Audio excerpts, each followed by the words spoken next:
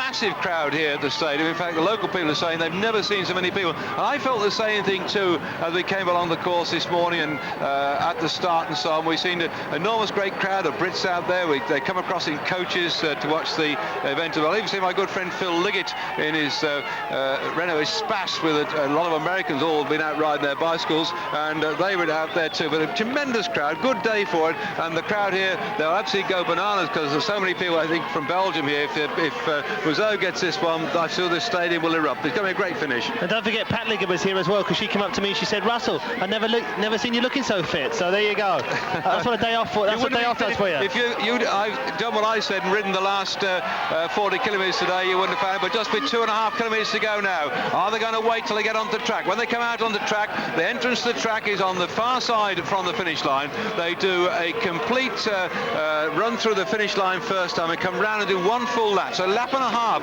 for the riders on the run in toward the finish now. They'll be on these cobbles in the centre of the road.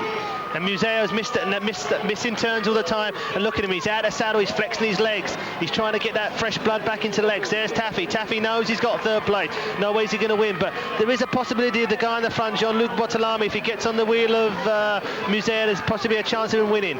But here we go, we're coming down to the last 2Ks now, but it looks like Jean-Luc Botolami is doing longer turns the whole time, so maybe it's going to be Museo, the team leader. Who knows? We're coming very closer and closer.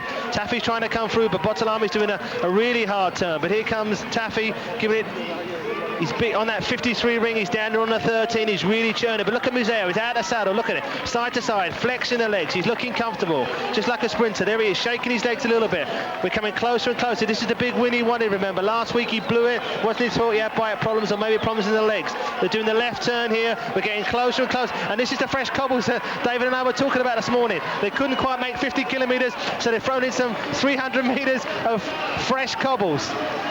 Remember, they're going to do 300 metres here, and then they're going to turn right. But what's happening here? Johan Mazeo started to make a move, or is he? Or is it me just getting excited? I think they've got a right-hand turn, because we're seeing the stadium. They're going to come onto the stadium any minute, and I'm going to hand you over to David. 1 kilometre to go then. Mazeo looking for his first victory in this race. The last Belgian to win the race was Eddie Plancott in 1990. The whole of the crowd here is going absolutely bananas. We've got Duca Lascelles has come alongside our commentary point now. He must be pleased with what he's seeing with a big turnout of people here, but it's not a Frenchman in the leading group. It's just been dominated by the Italians though, as up the front then that man Mazeo is leading out at the moment. Mazeo is on the front, swinging the stadium erupts as he hits the concrete track and comes into our side at the finish point. Young Russell Williams here is getting so excited. He's a track man, Bold Russell, 20 odd times the British champion on the track, and now he's enjoying this with Mazeo on the front. Is that the best place to be? Surely not. Botolami is a good sprinter, Russell. I'm just going to come in quickly. This could be a mistake here for Mazeo, because he's got Botolami right in his wheel.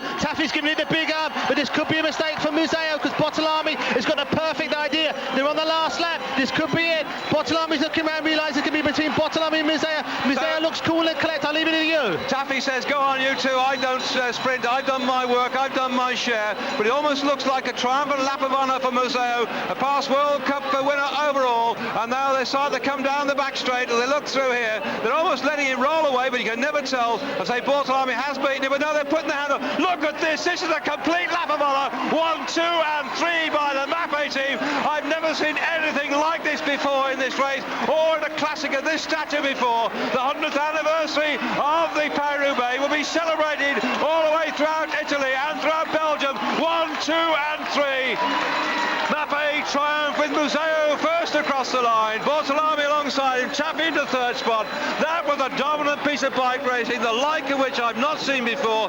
Yes, they challenged 1, 2 and 3 for the same team in a fresh